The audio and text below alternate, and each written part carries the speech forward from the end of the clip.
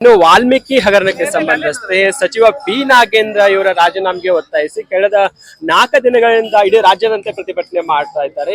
ಇನ್ನು ಏನೇನು ಪ್ರತಿಭಟನೆಯ ಮುಖ್ಯ ಬೇಡಿಕೆಗಳಿದ್ದಾರೆ ಇದ್ರ ಬಗ್ಗೆ ನಮ್ಮ ಮುಖಂಡರು ಬಿಜೆಪಿ ನಾಯಕರ ಮುಖಂಡರು ಅವ್ರನ್ನೇ ಕೇಳೋಣ. ಸರ್, ಏನು ಪ್ರಮುಖ ಬೇಡಿಕೆ? 4 ದಿನ ಆಯ್ತು ಪ್ರತಿಭಟನೆ ಮಾಡ್ತಾರೆ, ಯಾರಾದ್ರೂ ಇದಕ್ಕೆ ಸ್ಪಂದಿಸ್ತಾರ? ಯಾರಾದ್ರೂ ಏನು ಟ್ವೀಟ್ ಅದು ಮಾಡಿದಾರ? ಏನು ಹೇಳಿಕೆ ಕೊಟ್ಟಿದಾರ? ಇಲ್ಲ, ಇದು ಕಣ್ಣಿಲ್ಲದ ಸರ್ಕಾರ, ಕಿವಿ ಇಲ್ಲದ ಸರ್ಕಾರ, ದಪ್ಪ ಚರ್ಮದ ಸರ್ಕಾರ ಇರೋದ್ರಿಂದ ಇವರು ಸ್ಪಂದಿಸುವಂತ ಲೆಕ್ಕವೇ ಇಲ್ಲ. ಅವ್ರು ಇನ್ನೂ ಕೂಡ ಬಿ ನಾಗೇಂದ್ರ ಅವರನ್ನ ಸಚಿವ ಸ್ಥಾನದೊಳಗಡೆ ಮುಂದುವರಿಸುವಂತ ನಿಟ್ಟಿನೊಳಗಡೆ ಅವ್ರ ಧೋರಣೆ ಇರ್ತಕ್ಕಂಥದ್ದು. ಯಾಕಂದ್ರೆ ಅವ್ರ ಸರ್ಕಾರ ನಡೆಸ್ತಕ್ಕಂಥ ಪರಿಸ್ಥಿತಿ ಸರಿ ಇಲ್ಲದೆ ಇರೋದ್ರಿಂದ ಇಂಥ ವಿವಾದಗಳನ್ನ ರಾಜ್ಯದೊಳಗಡೆ ತಿಳಿದೂರಿಸಿ ಜನರನ್ನ ಬೇರೆ ಕಡೆ ಗಮನ ಸೆಳಿಬೇಕಂತಕ್ಕಂಥ ಉದ್ದೇಶ.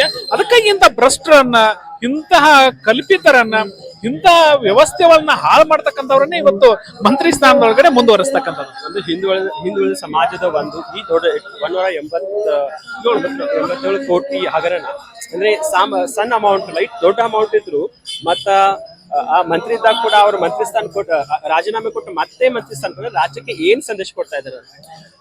ಏನಿಲ್ಲ, ಕಾಂಗ್ರೆಸ್ ಸರ್ಕಾರದೊಳಗಡೆ ಎಲ್ಲೂ ಕೂಡ ಅವರು ಆಡಳಿತೊಳಗಡೆ ಇಲ್ಲ. ಒಂದು ಹಿಮಾಚಲ, ಇಲ್ಲೊಂದು ತೆಲಂಗಾಣ, ಬಿಟ್ರೆ ಕರ್ನಾಟಕ. ಹೀಗಾಗಿ ಹೈಕಮಾಂಡ್ಗೆ ಏನು ಹಣ ಗಳಿಸ್ತಕ್ಕಂಥ ATMಗಳು ಬೇಕಾಗಿದಾವಲ್ಲ, ಆ ATM ದಲ್ಲಿ ಅತ್ಯಂತ ದೊಡ್ಡದಾಗಿರ್ತಕ್ಕಂಥ ರಾಜ್ಯ ಯಾವುದು ಅಂತ ಕೇಳಿದ್ರೆ ಅದು ಕರ್ನಾಟಕ. ಹೀಗಾಗಿ ಇಂತಹ ಭ್ರಷ್ಟರನ್ನ ತೆಗೆದುಕೊಂಡು ರಾಜ್ಯದ ಖಜಾನೆಯನ್ನ ಲೂಟಿ ಹೊಡೆದು ಹಣವನ್ನ ಸಂಗ್ರಹಿಸ್ಲಿಕ್ಕೆ ಅವರು ಮಾಡ್ತಾ ಇದ್ದಾರೆ ಹೊರತು ರಾಜ್ಯದ ಪರವಾಗಿರ್ತಕ್ಕಂಥ, ರಾಜ್ಯದ ಜನರ ಪರವಾಗಿರ್ತಕ್ಕಂಥ, ಹಿಂದುಳಿದ ವರ್ಗಗಳ ಪರವಾಗಿರ್ತಕ್ಕಂಥ ಕೆಲಸಗಳನ್ನ ಮಾಡಬೇಕು, ಅವರ ದೀನ ದಲಿತರಿಗೆ ಅನುದಾನವನ್ನ ಕೊಡಬೇಕು, ಅವರ ಉದ್ಧಾರವನ್ನ ಮಾಡ್ಬೇಕಂತಕ್ಕಂಥದ್ದು ಅವ್ರು ಏನೂ ಕೂಡ ಇಲ್ಲ. ಅವ್ರು ಕೇವಲ ಮಾತುಗಳ ಮಾತ್ರ ಹಿಂದುಳಿದು ಅಂತಕ್ಕಂಥದ್ದು. ಅವ್ರು ಮಾಡ್ತಕ್ಕಂಥದ್ದು ಎಲ್ಲವೂ ಕೂಡ ಅಹಿಂದದ ವಿರುದ್ಧವಾಗಿರ್ತಕ್ಕಂಥ ಸಭೆಗಳನ್ನೇ.